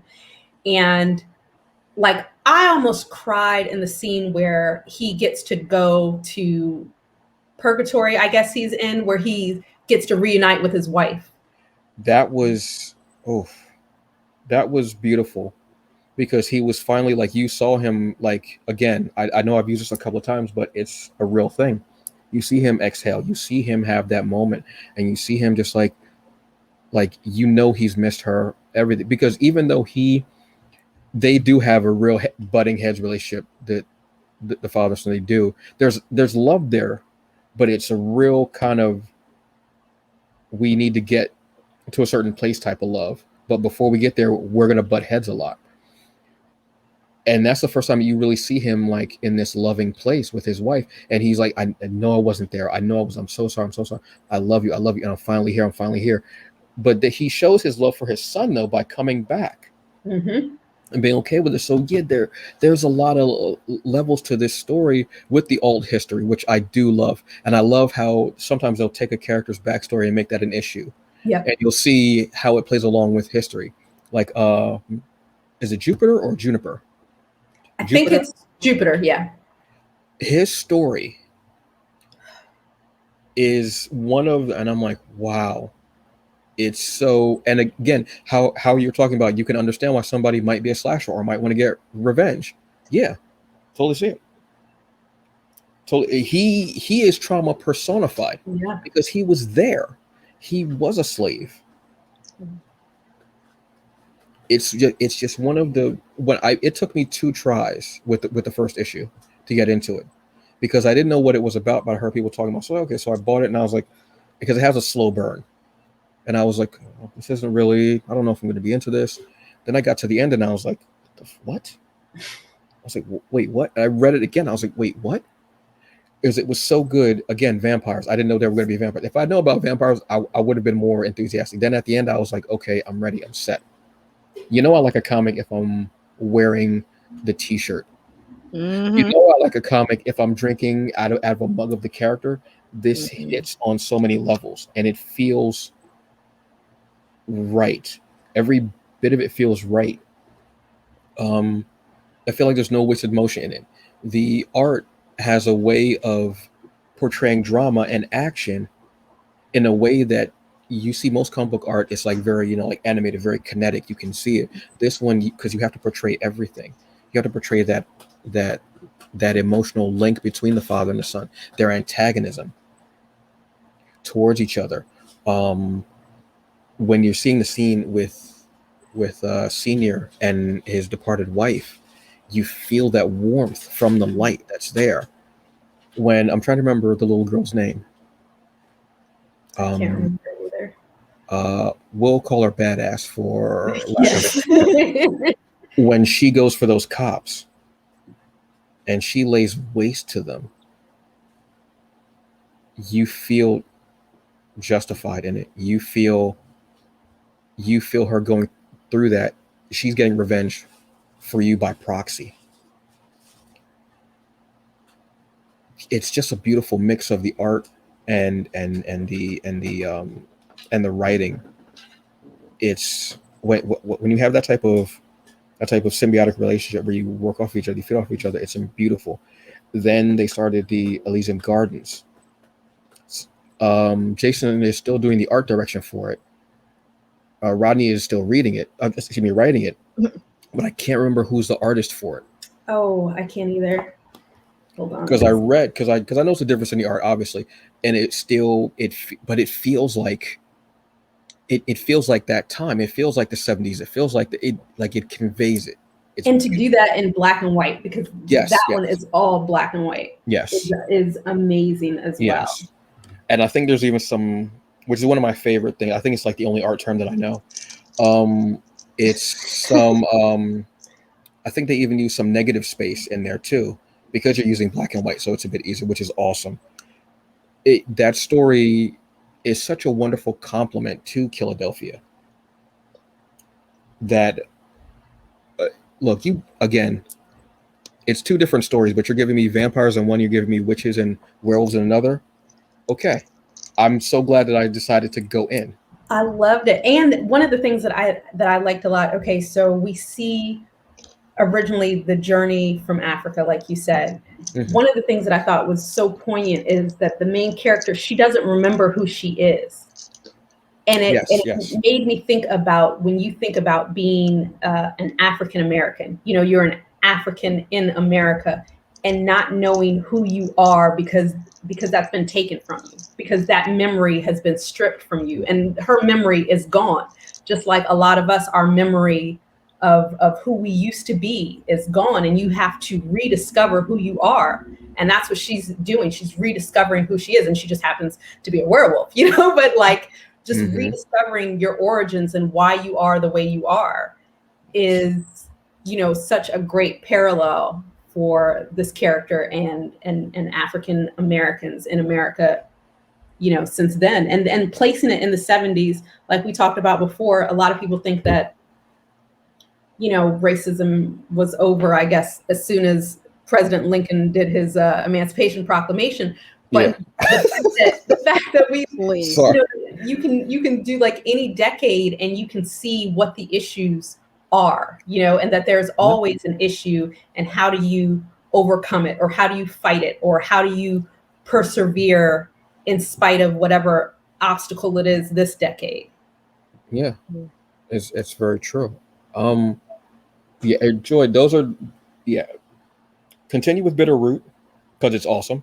Yeah, and I'm sure David will be very happy that you decided that. I have to meet him someday. I would love to meet all of them, but David. I've heard numerous women say they have a crush on him.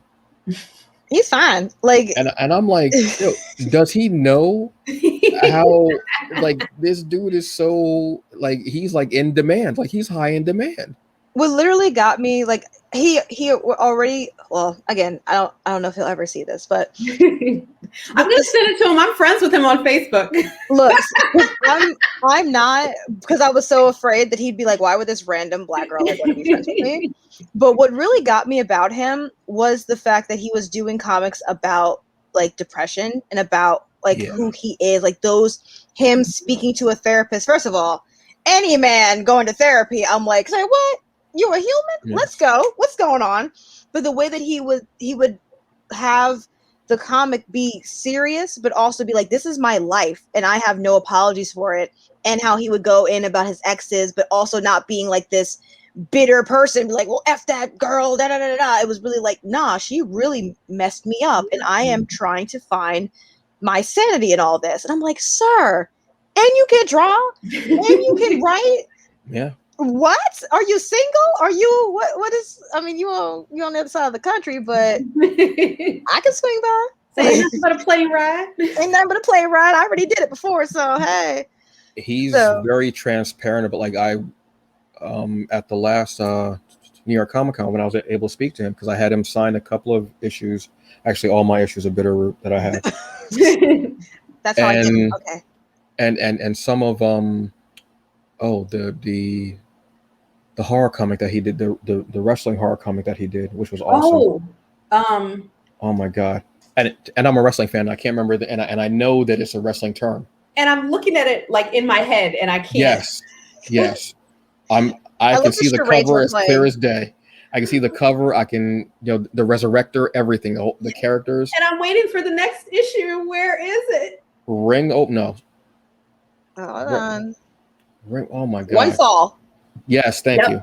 Bam. Yes, thank you. One fall.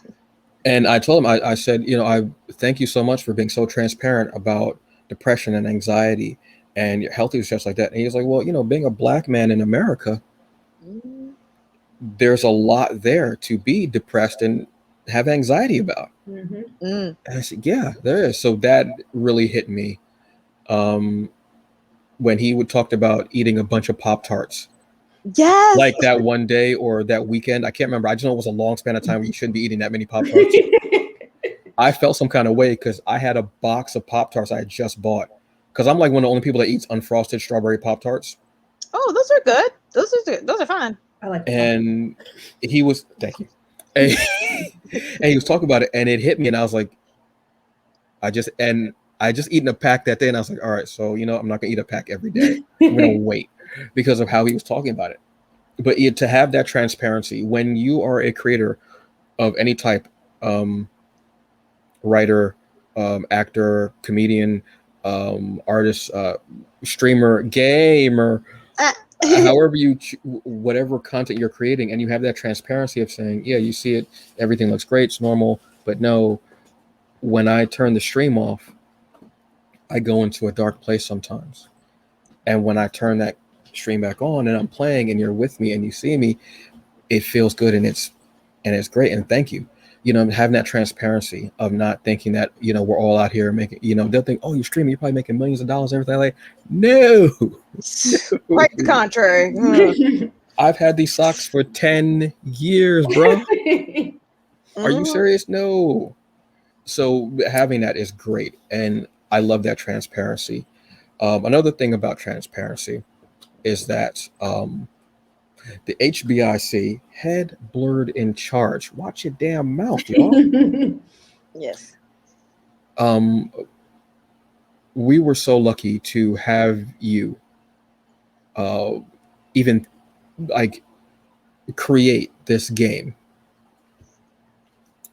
As we're all gonna as we sync up like Voltron, called Blerd Domination.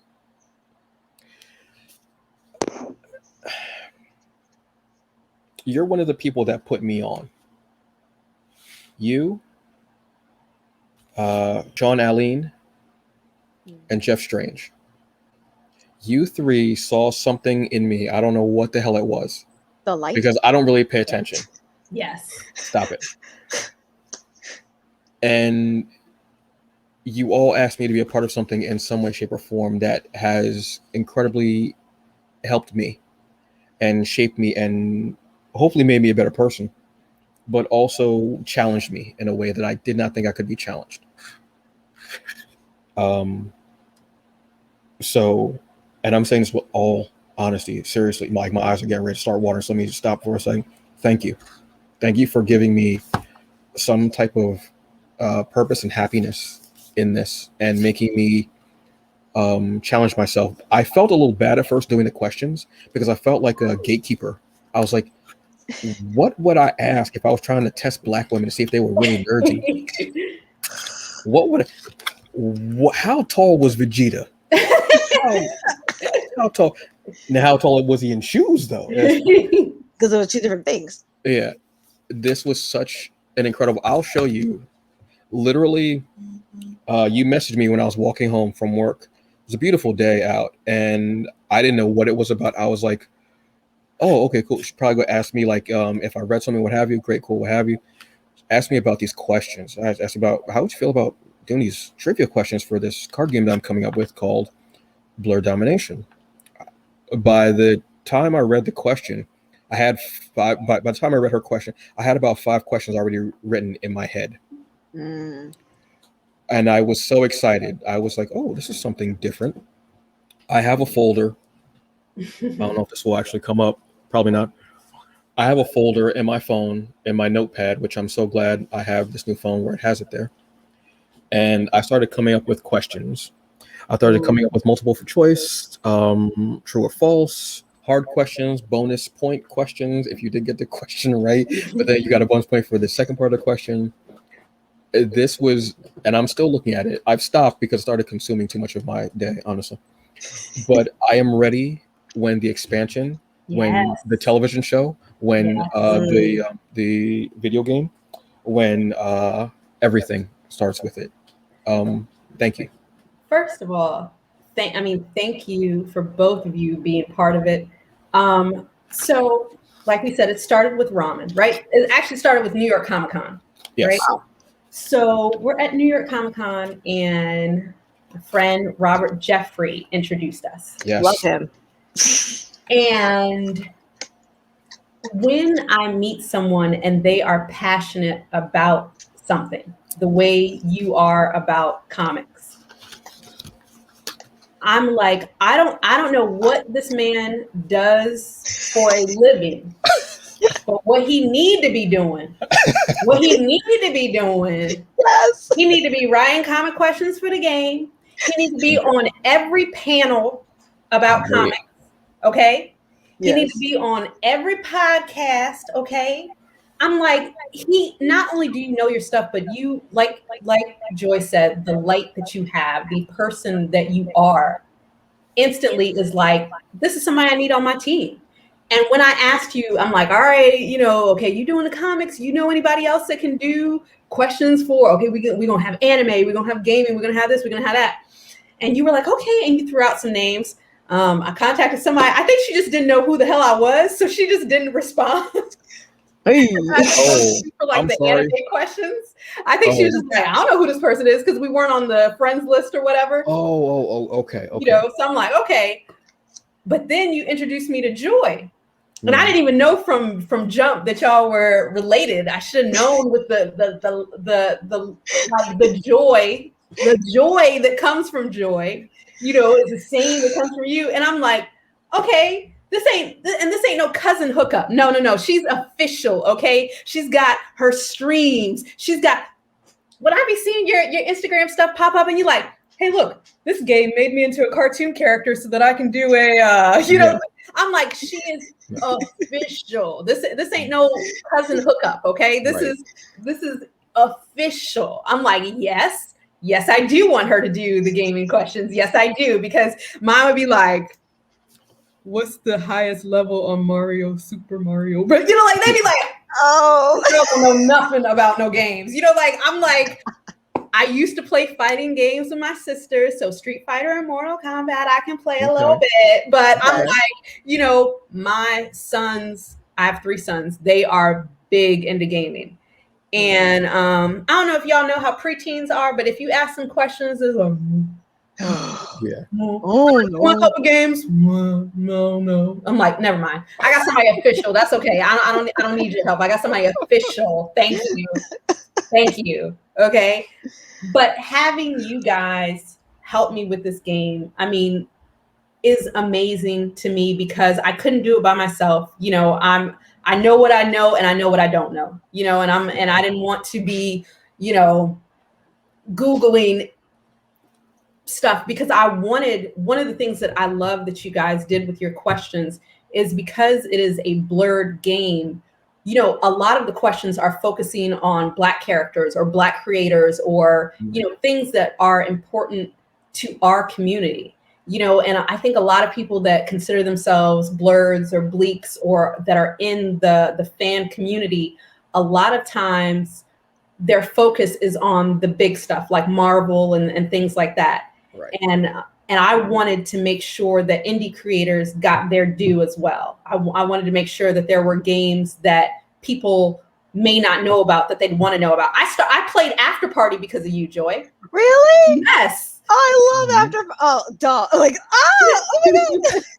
You know, so I'm like, this is going to influence the culture even more because even if you get the question wrong because you don't know, because it's not a Marvel or a DC character, it's going to make you want to go find that comic, find that game, go look up that sports figure, go look at that anime and see that. It's going to make you want to learn more because we are more than just, you know, little blips on the big guy's radar. Yes. You know, we're and our comics are more than Black Panther. You know what I mean? You know, we just talked about Philadelphia. We talked about Bitter Root. I really like Farmhand. If anybody likes that. I haven't checked that out yet, but I need to. I know I need to. Yeah, that's Rob Grimoire. And I first found him in now I can't think of the name. Chew. Yes. Yeah. So he was the artist on that, but Farmhand, he writes and is the artist for it. And so, you know, there are things that are outside of the big two or outside of, you know, what the media is trying to push to you that we should know about. You know, we have a section in here that's listed as blurred culture. And I'm talking about conventions that aren't Comic-Con, that aren't the big ones that you hear about, but ones started by Black people. You know, there's one every other year in Atlanta. It's now called Blacktasticon. I went to the first one. It used to be the State of Black Science Fiction, and they have they have a Facebook group. And before COVID, I don't know what year that was. They changed the name to Blacktasticon, and I went to that one, and that was created by Milton Davis and Balagon Ojatade, and talking about, like we said, in them feeling at home, you know, going to a convention that everywhere you look, everybody looks like you. When we're told that we're not interested in these things, when Black people don't read comics, Black people don't do this, Black people don't do that, and you're like, I've been doing it all my life. What do you mean? And being able to come home to a convention where everybody looks like you. There's one in Philly called ECBOC. It's the East Coast Age of Black Comics convention.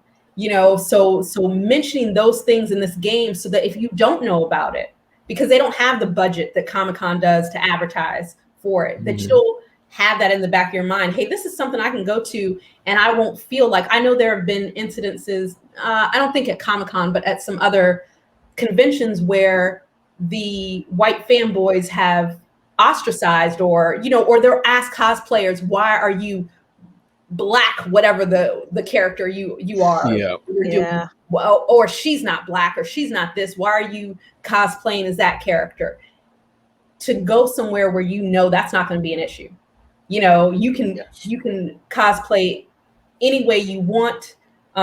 You can be who you want to be because we are fans. We are fans, and we move the culture like nobody else. If we don't say something's cool, guess what? It ain't cool.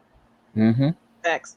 So I just really wanted to dig into blurred culture in a way that I don't think is appreciated as it should be. Because I mean, the great thing about the internet is now we can meet people all over the country who are interested in the same things we're interested in. I know as a kid, I didn't advertise that I watched Star Trek with my dad every weekend. I didn't advertise that because I didn't know who else was doing that. You know what I mean? I didn't know who else was doing it. And then come to find out, like, I thought that Trekkie conventions were something that was invented for sitcoms to be funny. I didn't realize that there were actual Star Trek conventions and my dad is the biggest Star Trek fan, but he didn't see himself in the fandom. So to be alive in this time where we are in these fandoms, we go to these cons, we get to cosplay, we get to game, we get to do all that. I'm like, yeah, we need a game for us. There's trivia for everything under the sun. Why isn't there a trivia for Blerds? Absolutely. I had to when you came up with it and you were asking me, I had to put Joy's name out there. Joy is just one of the most creative and passionate people and knowledgeable people in general that I could ever possibly think of. So when you had these topics, I was like, yeah, definitely she's a name that I'm going to throw out there. My thing with this, and I try to do it with the questions as well, is I'm a very small platform. I'll admit that. And I know it's because sometimes of the things that I say, and because I'm not going to endear myself to a lot of people because I say things that I truly feel. But I still have the privilege of being a man and being hetero. So that gives me a slight platform over anyone who society will feel is not up to that level. So if I have that platform and if I can put someone on, I'm gonna throw names out there. Joy was definitely a name that I had to throw out there. I did try to do it with the questions as well. Even if it was a wrong answer, I still wanted to put that person's name in this game. I love that, yeah. Because I wanted to say, you're not getting the shine that you deserve. I'm a small guy. I'm a little guy. I'm a small platform. But Kenesha is giving me this opportunity to carry a bullhorn and yell out these names. I'm going to do it. So I put in there Robert Jeffrey is part of it. I put Mecha Khan as part of it. I put Regine Sawyer as part of it. I made sure to put people that I know are incredibly talented and amazing creators and people just in general in their hearts and their souls, but that don't get the shine because maybe they're maybe quote unquote, as I do air quotes, quote unquote, too black, or they're not what we're looking for. They're not aesthetically what we think people. Because if you look at comics, when it comes to men, you can look like whatever. Nobody really gives a shit, whatever. But if you're a woman in comics, you have to have a certain look. You have to have a certain aesthetic, especially if you're a black woman. And I've noticed that because there are two particular artists who I'm fans of. But whenever you ask, hey, what's the name of a black female comic book artist? I'll sit back and these two names get said about 1,000 times each. And there's no shade on them because they are incredible artists, but there are other artists out there, other female or femme artists, black, that are incredible. And my job with this was not just to create questions, but was also to put people on and put them out there. A little self-serving, I admit, and I apologize about that. That was a self-serving agenda, I admit. But I had to say, no, this person deserves that. So now they are immortalized in this. And I hope if they see the question, I know Robert Jeffrey was like, he was doing backflips when he saw his question. And I said, are you going to get it laminated? Is that what we're doing? If you see a question there and it's you, and if I haven't gotten to you, I am. Believe me, I am. I promise I am. Because I feel like every day there's more and more black creators coming out of nowhere with Kickstarters and these amazing projects. I will be getting to you because I want to make you immortal as well. Mm-hmm. And it was just great to do. So Joy is, I mean, you said it as well. I mean, Joy is just that person, you know. Joy is that gamer. But I'm The reason why I'm saying it like that, folks, it was discussed before the show. Okay. but it's amazing because I'm this way truly because Antonio was the whole expansion pack of who I am. Like, and it's every time we end up being in the same room, I'm always going to cry because I'm just like literally met this man at the cusp of being like, who am I?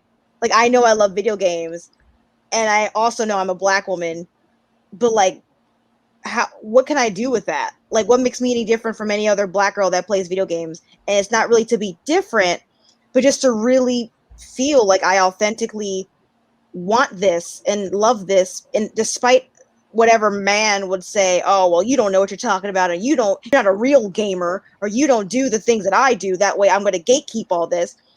Antonio's the first man that's been like, I'm going to show you this, and you know, take with it what you will, but I'm going to show you this world. He was freaking Morpheus before freaking Primo, before Carlo. He was my Morpheus before I was like, you know, because I never never met him up until like 2016. So I was just like, oh, all right, let's go to this Comic-Con. Let's go to this place where I'm only seeing white people. And he literally just opened up my eyes to Black people do all this, Joy. Mm-hmm. And I know them. I was like, say what? And any table we went up to, because I was literally just a little child with him, just looking around like, wow, you know these people, bro? You know these people pretty well? And he's like, yeah. And they'd be like, yo, Antonio, what's up, bro? What's going on, yo? And they like, yo, I got the secret thing. Yo, here it is right here. Like, he was on first name basis with every mother effer we came across. Everyone knew him. And it wasn't like, here's this guy again. It was literally like, oh my God, it's Antonio. And I felt, I want to be that. I want to be that person where people can easily recognize, like, they recognize your spirit, they recognize your light, and they just know that you're a legitimate person that understands and appreciates culture beyond just the fact that you're Black, but you really get to the nitty-gritty of their work. You understand what they're speaking about. You take it to a level where you're like, I'm not only am I just going to be the one that, you know, sees you, brother, man, whatever, all the time. I'm going to support you with cash. Mm-hmm. I'm going to support you with my words, word of mouth. I'm going to support you physically, emotionally, mentally, and get the word out there. And that's why I was like, there was no other person better for this than him. Like, literally, I was like, of course you're on the game. Like, who would not have you be on this? Like, bro, you can name things off like that, and it never comes off as like egotistical. It never comes off as a know-it-all, because we've had that. Yep. Whole lives. If there's any Black man or any man tells anything about something, it's like, oh well, you know, you don't know about this. You don't know about this. I don't expect you to know this, but you know, here we go. And it was just like, no, you literally come off with the purest mindset of like, this is what I love. This is who I am. And it doesn't, even at the end of the day, this doesn't define you. I'm like, oh, that's my cousin Carlo. Like, Carlo, I'm thinking about him too. Jesus Christ. Even him too. I'm thinking about Antonio. I'm thinking about mi primo Antonio. I'm never just like, he's the comics guy. It's never just, he's the comics guy. He is a man through and through, and not the man of like what America wants me to believe a man is. He is a man, like the actual, I'm going to cry, but like literally a man that, like, you know, despite it all, it's like, this is what he believes and this is what he loves wholeheartedly, genuinely. And it's just like, why are people like this? Like, what? Like, it makes me mad, but it makes me so happy that I'm blessed to know you. Like, I'm blessed to know you. I'm blessed to know you all. So I'm just like, dang, man, keep doing you. Tears. Happy tears. I'm not sorry. I'm not apologizing for tears. Goodness gracious.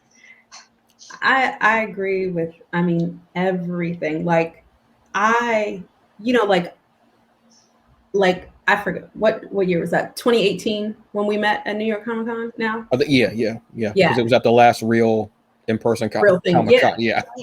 And like, just knowing you. I'm like, I don't, first I was mad that I had never met you before. I was like, so they've been, but I'm like, why haven't I seen him on a panel? Because he is so knowledgeable, he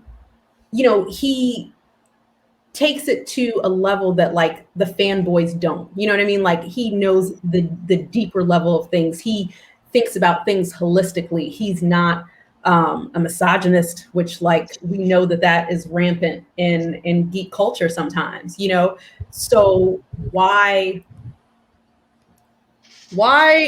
doesn't he have a column in a magazine about comics? Why doesn't he have a column in Comics Geek? I don't know. Why doesn't he? You gotta email him something. So, I mean, if I have to put in an anonymous form of some kind, I'm like, this is who I want to hear from about comics. And like you said, no gatekeeping, no ego with it. Like when I grew up reading Archie, Katie Keene. Oh my God, I haven't heard that name in so long. Yeah. Oh, wow, that's awesome. And something else, but like very feminine, comics, right? And then this is like sad, right? So like in middle school, I was like, I want to get into the X-Men comics. And I had like a big X-Men poster and everything. But the boys at my school were like, you don't know anything about X-Men. You don't know this, you don't know that. And it like turned me off because I felt like I don't know enough. I can't name off every character and what everybody's power is and their backstories and all that stuff. And it like turned me off from comics for years because I felt like people were going to quiz me. You know what I mean? And then I started getting, and this is how I got back into comics, which is crazy. So my mom passed away in 2018 and I could not sit my brain still long enough to read novels. Because I read a lot of novels. Like I literally read about 52 novels a year on average, right? So, but my brain wouldn't stop. So somebody was like, why don't you read some comics? And I was like, well, I don't know what to read or whatever. And they were like, oh, okay, well, read Lock and Key. That's Joe Hill, because you like horror, read Lock and Key. And I'm like, okay. And the fact that it's visual and written, something about it took my mind off of my mother's death. If you go look at my Kindle from Comixology and look at everything that I was reading at that time, I read like all these horror comics, Nail Biter, which is about a serial killer, but it was crazy because some people would want to look at happy things after a death, but horror was keeping my brain occupied and away from the real life horror I was facing about losing my mom to an untimely death, And when I met Antonio and I'm asking him like, oh, well, what are you reading? Or what do you, what do you suggest I read? I mean, he always had like a list. Oh, you should read this. You should read that, based on my personality, based on what he's interested in, and never like I said before, like, oh, you haven't heard about this. Oh, you don't know about this, or doing, like the quizzes, keeping quizzes. Yeah. And that meant so much to me because I had a very bad experience, like in middle school, with people like, well, you don't know about that, so you can't read that, ever again. And I'm like, geez. So it took me back to being an adult, to starting to enjoy comics again and using it as like a respite from grief, and then meeting someone who could put me on to even more. Because once I started reading them, I'm like, I can't believe I let some idiot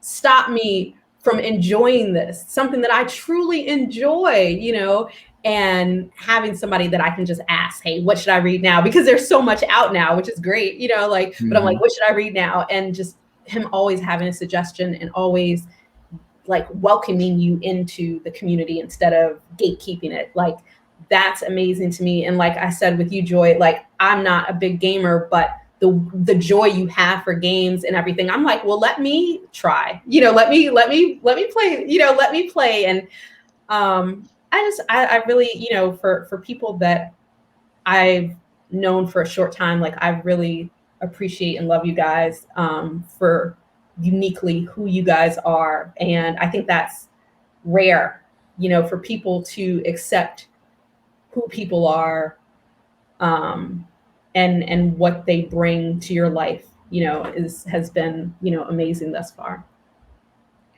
Thank you for bringing us together. Like, yeah, thank you for creating this game and for allowing us to be a part of it. mm-hmm. And like I said, I legitimately was having fun, and it made me go back. I was like in my tablet looking through comicsology, like, wait, hold on. So I would read downloading issues and like, wait, let me read, make sure I get this name right. Okay, this, that. And then I would go into like my print and I'm like, wait, let me see. And then I'm like, yeah, damn, this is a really good comic. Yeah, I haven't read this in a while. All right, I got to remember to read that at some point. I haven't, because there's been like 1,000 other comics that came out since then. But it was just going back and like, what would be a good question? How can I put this out there? Okay, I love this comic. I haven't thought of a question for it. Let me put this one next. And just trying to vary it up and do different things and going through it was just awesome. It was just so much fun.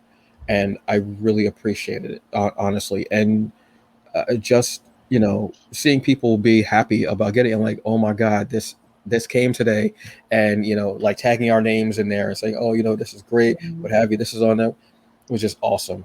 And I truly appreciate it. Thank you. And I just love the fact of being thought of for something. It was awesome. So on that note, we went way over, folks. Really? What? But let me tell you something. This was so much fun. This was so cathartic.